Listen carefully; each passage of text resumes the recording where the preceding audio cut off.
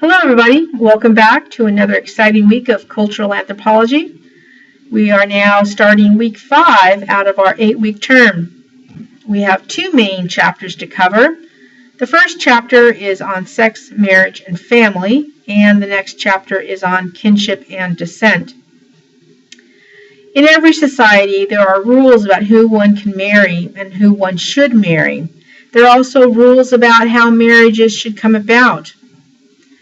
We're comfortable today discussing and debating the merits of same-sex marriage. But marriage is one of the most fundamental institutions throughout the globe, and it is based on more than just love and sex. Rather, it has very important political and economic ramifications. We can see this more clearly when we examine nobility in Europe, that kings do not marry just the common milkmaid, but rather marriages are or were established to make very important political alliances. In the chapter on kinship and descent, we'll be looking at the way that people create families over time. So who are your kin? Who are your people? In some societies, a woman and her sisters will all be called mother by their children. Likewise, in other societies, a woman's family will have very little influence on the children, and rather the father's family will be the main kin. So father and his brothers may all be called father. In our society, we reckon kin bilaterally, meaning that our mother's and our father's relatives are both meaningful to us. So if you need to couch surf when you're visiting New York, you might call your mother's cousin in order to see if they might make you some room.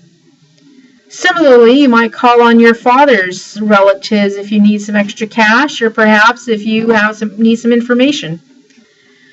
For foragers and for Americans alike, we have extensive family networks, and this is very useful in a highly mobile society.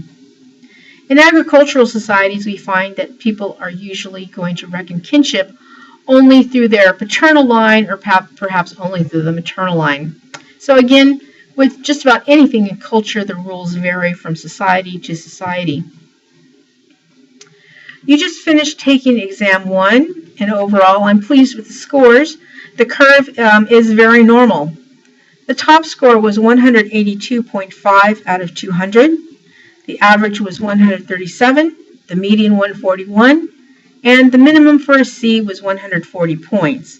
So that tells me that overall the class performed in a very average, very good manner. If you do feel that you need some extra points, I'll be posting an extra credit assignment, and I recommend that all of you take advantage of that.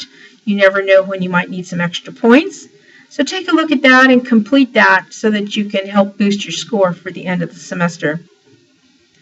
Meanwhile, I hope you have a great rest of the week. Stay warm, think a lot about anthropology, and I'll be seeing you online.